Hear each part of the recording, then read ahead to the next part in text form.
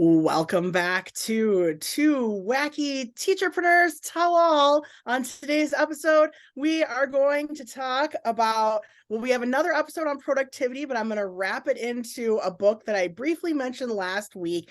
We're going to talk about how do you know you're on the right path, and how do you know you're spending time on things that you should be spending time on.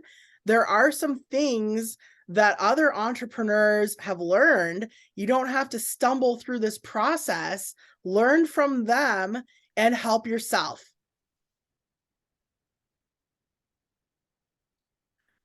Oh my gosh. So this topic, what you just said describes me to a T. I feel like I mean, I get a lot done when I'm working, but I feel like I've been an entrepreneur for 10 years now or something. And I always feel so unproductive. Like, what have I accomplished in all of those in a decade? A lot, but it hasn't led to much. You know what I mean? So tell us about this book and the advice. Where should we put our energy? And I feel like, so I'm in B school, Marie Forleo's B school, and she's and what's great about B school, I signed up for B school like 6 years ago, and every year alumni are invited back to do it over again. And this is the first year I've come back, and like I'm doing all the modules again and going to the office hours. And I swear I went to the office hours on Thursday, and every single person asked the same question, but just kind of it was applicable to their life and their business. And the question was, I have so many things. What do I focus on? What do I what do I put my energy on? I feel like that's like the biggest question that entrepreneurs, especially teacherpreneurs, have. Like, where do I put my energy? Yeah, so in this book, and I mentioned this book last week just really briefly, and it's called We Should All Be Millionaires by Rachel Rogers. She is a lawyer. She's a lawyer, and she started her own business, and it's a multi-million-dollar business. And most lawyers don't make, unless they're the Kardashian lawyers, right? They don't make multi-million dollars. So but she figured out a way to do it. And so she kind of talks in the book about, what if you don't know what to do? What should you do first? So like I thought I'd talk about that first. Like, what if you're chasing too many rabbits? How do you know which rabbit to chase? How do you know what to go for? And there was a couple things that I wrote down that were kind of interesting. One is she talked a lot about how a lot of people are good at a lot of things. And when they're working, they're in a zone of excellence, right? And I think as teachers, we get used to being in the zone of excellence because we feel like after so many years, you start to feel like, you know what, I can do this job. Do I enjoy it? Do I love it? I don't know. I mean, sometimes, right? But you know that you're using best practices. You know that students are engaged. You're excited over certain lessons. When you've had a great lesson or a great day, and you know that you're a good teacher, and that is really living in your zone of excellence. And that's where a lot of, especially women who have like an entrepreneurial heart, they kind of get stuck in this zone of excellence where they're really good at a lot of different things, but like what we want to do is try to find our zone of genius. And your zone of genius is trying to figure out, like, where do you shine above everyone else? Like, what do people go to you for more than anything? And how do you make money on that? And so one activity in the book she talked about is, if you just don't know where to start and you're like, gosh, I really love a lot of things. I'm all over the place. I'm a jack of all trades. That's kind of one of my personality traits, is I like doing a lot of different things, and I like chasing a lot of different rabbits, especially when it comes to business. I could do this, I could do that. I'm into this. I'm passionate about that. And so she does talk about how you can't chase the multiple rabbits. You got to go after one thing. But how do you figure out what that one thing is? One of the activities is listing like 25 things that you do really great, like that you're super good at. And then like when you list those 25 things, are like basically complimenting yourself 25 times. Like, what are 25 things that you are just incredible at doing? And then when you're looking at the list, and I don't know if she really said this, but I was like, well, how do you narrow down from those 25 things? I was thinking that, you know, some of those things on the list are going to be your true gifts to the world. And she does talk about like utilizing your gifts. So like what out of the 25 things, like which one of those things, or maybe a small group of things, feel like you are giving something that other people just don't have. And it might be like a combination of traits and things that you do, but there's going to be things on the list of 25 that make your heart sing. They make your heart sing. And when you're in a zone of genius, not only do you go into a workflow, and there's a lot of books about reaching your flow. And it's when you're working and the hours are just passing by and you're so involved at what you're doing that time is flying. You're being productive, but things are flying. That's when you're in the zone. That's when you're in flow. And so really it's narrowing down, like, when you're in flow and you're maximizing your profits, you're in your zone of genius. So like when you find something that you can do effortlessly and you're super good at it, and you lose time doing it, but you could also be charging people money to do it, like that's where you reach your point. And I think we all have things we think we're good at, but which one of the things on the list do you just lose yourself into? You just completely get lost, and you're just like, hours could fly by and you're like, wow, it's already noon. I just started at 8 a.m. and I've already invested 4 hours into this. I've been having so much fun with it. That's what you need to go for. That's your rabbit to chase, because that's what you want. You want to be in your zone of genius. And zone of genius, we're very creative, and the creativity is not hard. One thing that really really struck a chord with me is just like so often, like we're trying to like make money, and it's hard. Like it feels hard. And when we're in our zone of genius, it's not hard, it's easy. And that kind of made sense to me a little bit. This is interesting. I mean, I feel like I've definitely heard this before. Yeah. And like Marie Forleo talks about multi-passionate people. And I think a lot of people that follow Marie Forleo, and I think entrepreneurs and teachers are multi-passionate people. Yeah. And so I think the thing I'm getting hung up on is, if we're multi-passionate, then we can get in that zone with a lot of different things. So you still haven't answered the question. You gotta pick one. You got to just pick one and go for it. And she actually talks about that. She's like, you have to pick one. You have to pick one and go for it. And this was another thing I was thinking of, like the other note that I wrote down is, it was like, she said, most people, even in business, in their own business, they keep trying to get better at things that they're bad at, right? Like maybe they're bad at attracting people with Facebook ads, or maybe they're bad at webinars. I'm trying to think of like things that you're actually really good at, but maybe Social media. are bad at. Yeah, maybe they're bad media. at social media. So they keep trying and trying and trying, like, you know what? I'm so bad at this. I'm going to buy a course and try to get better at this. And it's totally the wrong approach to your business. You should be trying what you're the best at and getting better at it, and better and better and better at what you're the very best at. And that's when you start to make more money. Well, and just, I just want to say this about us. When you were saying that, like, what are you really good at? What could you do all day long and just really enjoy it? And for us, and I think a lot of teachers, maybe not all of them, talking. Talking. I know. I We're so love talkers. I love talking and monologuing. And I'm like, okay, should I be like a TED Talk speaker? I mean, well, and also just a speaker, someone who speaks publicly, but I think we're both introverted.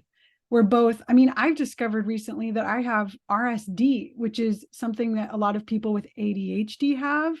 Do you know what RSD is? No, I've never heard of it. Rejection sensitivity euphoria. So Oh, it's like you become highly anxious and hyper focused on whether people like you or not. Really, like you care a lot about what people think. And so, yeah, I don't know. I think maybe that has been one of my struggles, is that like I love talking. I love sharing my opinions, but I like sharing it to an empty room. Like I don't want to like see anyone. I don't want to like interact with anyone, because then I'll get all like insecure and feel like people hate me, and like all these like anxious things happen. So I mean, to me, when you're talking about all this, I'm thinking blogging and podcasting. I mean, those are my zones of genius, and bookkeeping. But what about all the other things that entrepreneurs have to do? Does she talk about that? Like, I mean, I'm a one woman show over here, and I have to do all this bookkeeping, in QuickBooks. I use QuickBooks. I don't know what you use. I love QuickBooks Online, by the way. Um, and like that stuff, you're supposed to do that every month. You're supposed to do your bookkeeping. Guess how many times I do it? Once a year. And I hate it because it takes me like 4 days straight or something to like get everything. So anyways, but I feel like that's the problem, is like entrepreneur, like if you're just a one person show, you have to do things you don't like. Does she talk about well, I mean, I don't know. I think that there's such a thing as just creating a business plan and a schedule that you stay up on. I was reading about like getting really like the very last part of her book is about like maybe doing things you're uncomfortable with. And one thing a lot of people are uncomfortable with is facing their finances. And I know you recently like went to the accountant and stuff, and just like, but doing that every single month, like you have to do it as a small business owner. You have to set aside X amount of hours, but that's not like where 80% of your money or time is going into. I Yeah, mean, it's just like putting that on the calendar and saying, listen, every Thursday at 3 o'clock, I'm going to review my business bank account. I'm going to enter into QuickBooks things I need to enter, and I'm going to look at my goals. yeah, Right.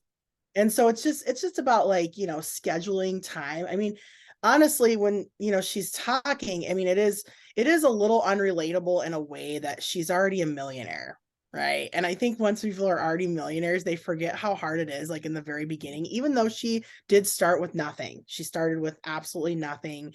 She was really impoverished. She had like a 490 credit score. And I mean, she's really gone up, and she's made a lot of positive improvements to her life financially. And I think like once you get to a certain level, it is a little hard. Some things she did to kind of like level up, like because it's all about once you make more money, you can hire out for those tasks you don't like. yeah, And that's what she talks about, is like, how do you hire a team of people? And what, but you need to find that zone of genius where you are making more money so you can hire out the things you don't like. yes, Cleaning your house, that should be number one. No entrepreneur should spend time cleaning their house. They should always hire out for that, because it's the biggest waste of time. It takes up the most hours of everyone's life. You should always have a house cleaner once you can afford one, because it takes up, like, if you add up all the hours you spend cleaning in a year, it is enough to run a part-time business. It's so ridiculous. It's like 7,000 hours a year, like the average person spends cleaning their house, where wow, they could be delegating that job to someone else, and think about how much money you would make working for 7,000 hours. It's crazy. It's crazy. Maybe it's not 7,000 hours. Maybe it's less than that. But well, anyway, it's a and lot of time. It's a lot of time. And that really, and that's what you have to think about, is like, what is the one money making strategy that would propel me to the next level? And so she talks about that. Like, once you find your zone of genius, one, usually people don't charge enough money for their services or their products. That's usually their number one mistake, is they're just not charging enough money. And I know we've had this chat going back and forth on some of your products, right?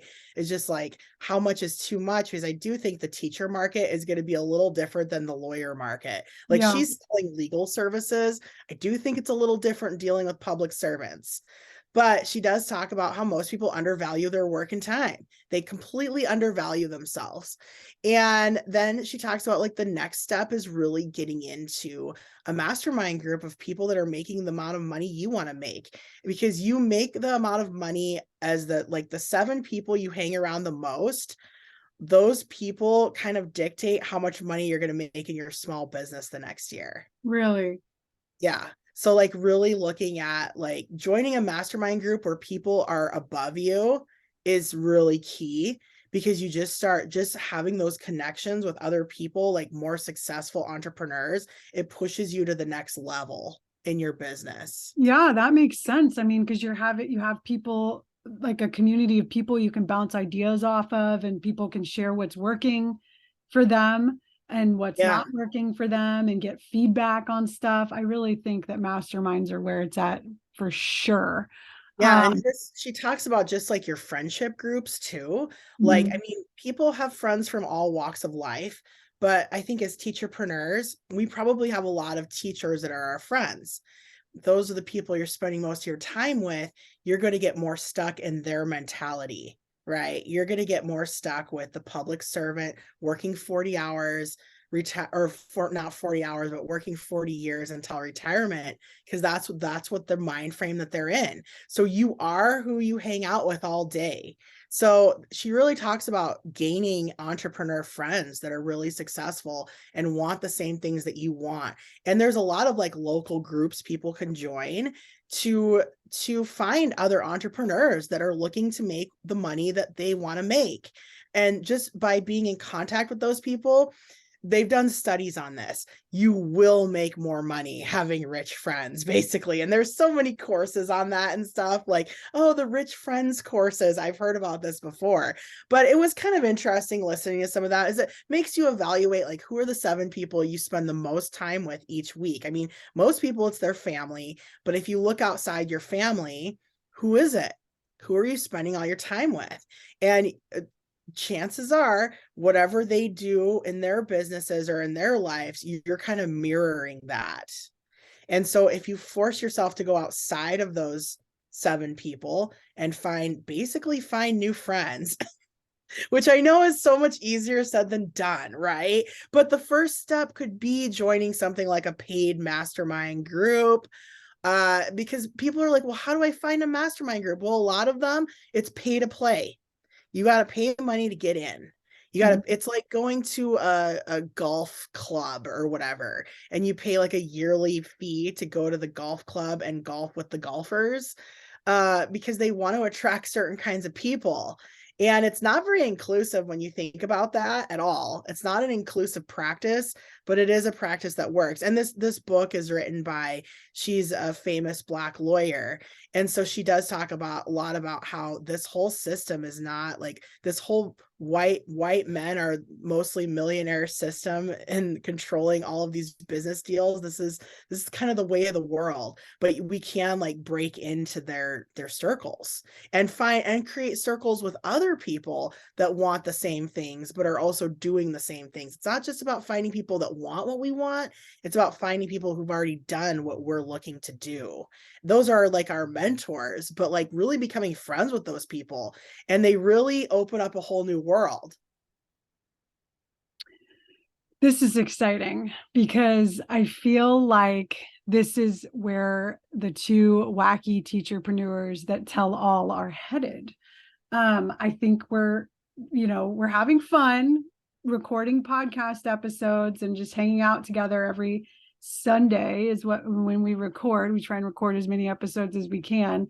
But we've been talking a lot about like bringing in people who are our listeners, and we know you're out there, you're listening, and hopefully getting to know you all better through a free community, where we can really collaborate, maybe through a Facebook group. We'll see, maybe.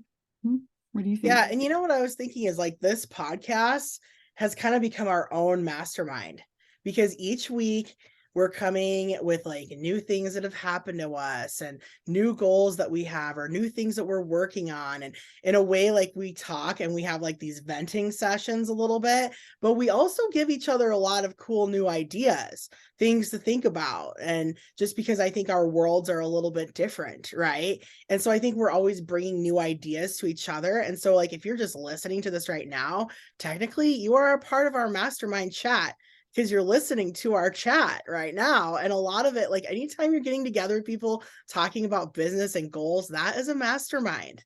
And so it's kind of like whoever's listening right now is a part of our mastermind chat already. But yeah, we are going to start a Facebook group and, you know, try to get to know people a little bit better, like bring you into this chat that we have every week. Yeah, it's exciting. We don't know what we're going to call it yet, but We haven't decided. yeah. Okay. So any other last takeaways from this book that you want us to know about? Let me see. This one thing kind of like it felt like it felt personal. You know, when you're reading a book and you're like, did they just write that about me? Yes. Like it happens to me all the time. Or you're watching a show or you're having a conversation and you're like, how is that person in my head right now?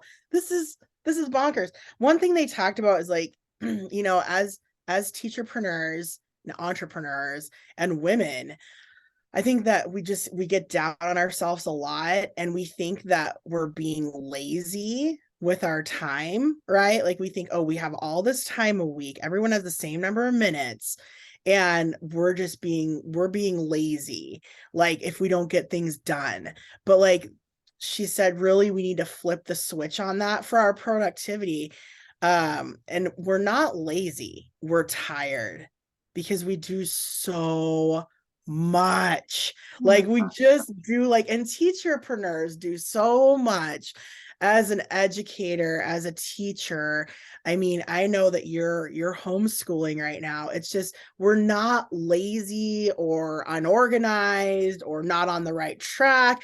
We are tired. Like there is, and we need to recognize that being tired is it's like being sick, right? You can't help being tired. You can't just like, oh, I'm so tired. I mean, it sounds like something that you could just go take a nap and fix. It's not like that for most women that are raising families and trying to grow a business or have full-time jobs. Like being tired is I mean, it's a legit excuse. It's not like, I mean, it's something very serious and it's something that we need to, and that's why this whole idea of just charging more for things, you know, so we work less is catching on with a lot of people. That's how people are making more money. It's just like charging more for their services and time because we are so tired. And compared to, and a lot of people are comparing it to other people like in our lives, mainly men, right? Like looking at their responsibilities, like in a household environment, a lot of times it's a little imbalanced and that can cause like more tiredness. Or children, you know, in your life, like you're probably the one working, and it's just like just kind of flipping that switch in your head that you haven't been lazy, you haven't been unproductive. It's not that you didn't do something on your list that you should have done or you weren't working hard enough. It's that you're tired because you're doing so much.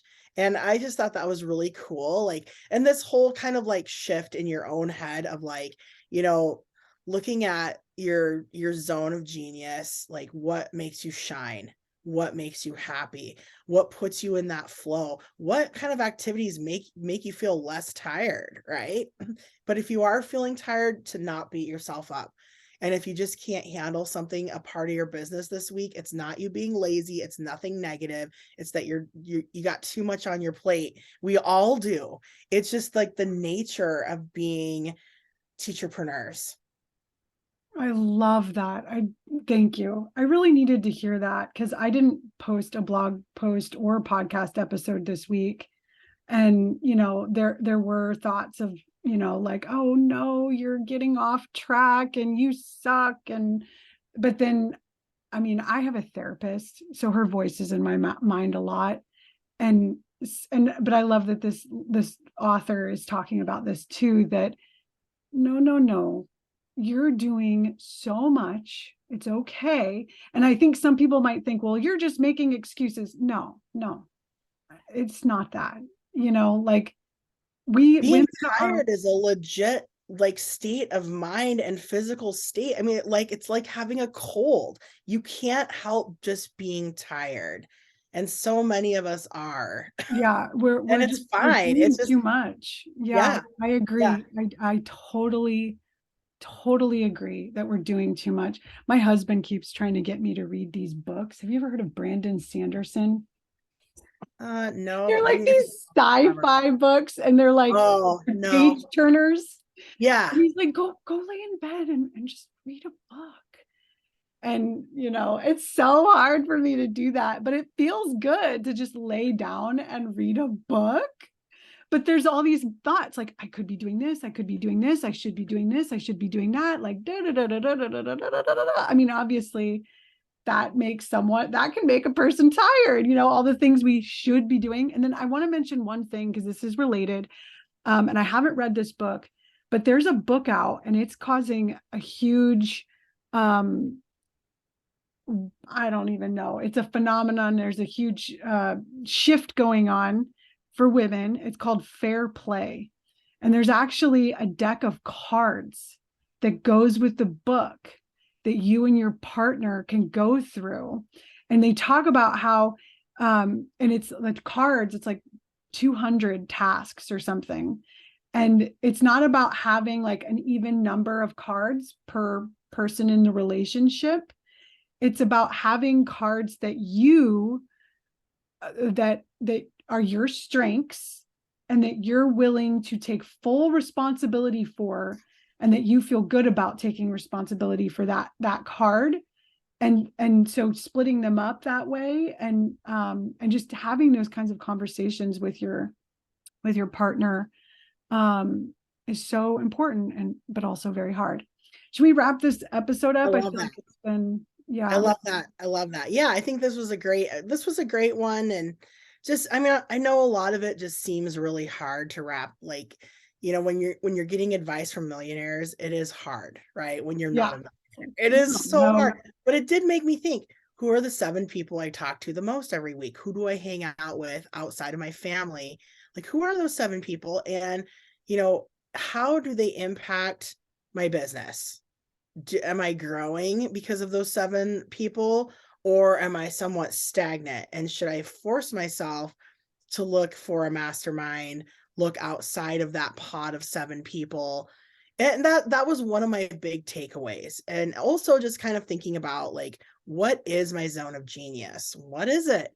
Like, that's something we all have to figure out, is what is our, and there's a difference between being excellent at something and being in your zone of genius. Like, there's just a difference. So those were my big takeaways. And I think it was a really fun episode. Thanks for letting me talk about another book.